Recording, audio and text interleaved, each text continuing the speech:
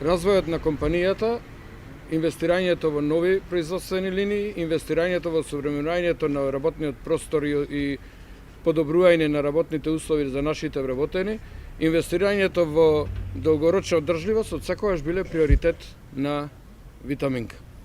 Инвестициите што ги вложивме во изминатите неколку години и кои беа поддржани од владата на Република Северна Македонија, вродија плод во овие изминати исклучително тешки 2 години.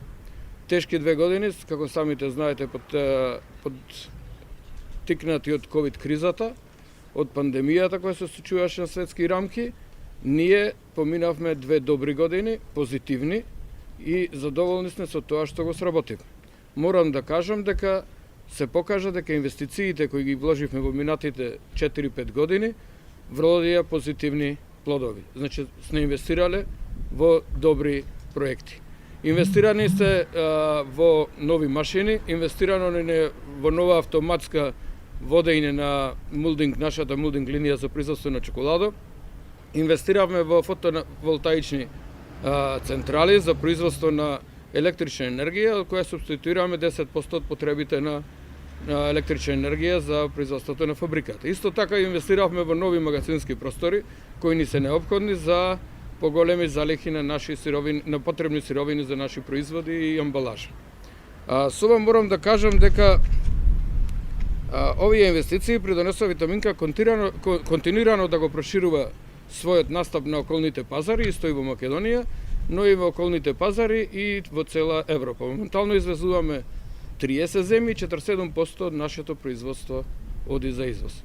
Фабриката Брилијант која купивме пред 4 години, морам да кажам дека правично ја купивме за потреби за нашето производство, за производство на познатиот бренд наш Стоби Флипс и производство на мајонезот.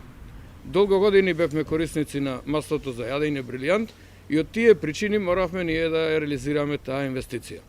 Во минатите 4 години, благодарение на продажните служби и маркетинг службата, успеавме брендот Брилијант да го вратиме на македонскиот пазар и моментално да држиме околу 40% од пазарот на масло за јадење. Моментално имаме залихи обезбедени за непречено работење за 3 месеци на фабриката и имаме договори подпишано со нашите добавувачи од околните земји, каде редовно се снабдуваме со сирово масло за јадење. Да, сведоци сме на мерката која донесе владата во минатите 3 месеци, декември, јануар, февруар, за замрзнување на цената, но мора да сватиме дека владата се носи мерки и уредби за заштита на граѓаните. Ние се поддржувавме на мерката која донесе владата максимално. Исто и после одмрзнувањето се трудиме да ја држиме цената на едно реално ниво, на едно ниво кое минимално може да ги задоволи потребите за екзистенција на фабриката.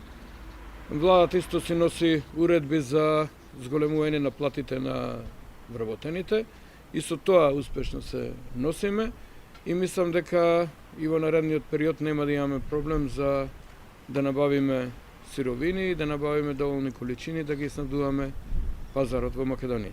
За мерката за извоз ние и онака масло сончогледово за јадење немавме голем извоз, многу мали символични количини имавме за Косово и некои рефузни количини за Албанија.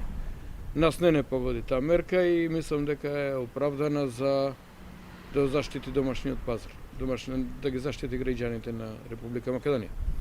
Во однос на препораки, мора заедно да ги градиме стратегиите за понатака како ќе ги носиме одлуките, како ќе ги носи владата одлуките, да не продолжиме на овакво ниво, да ние минимално заработуваме, затоа што секоја компанија работи за профит, секоја компанија работи за да обезбеди плата за своите вработени.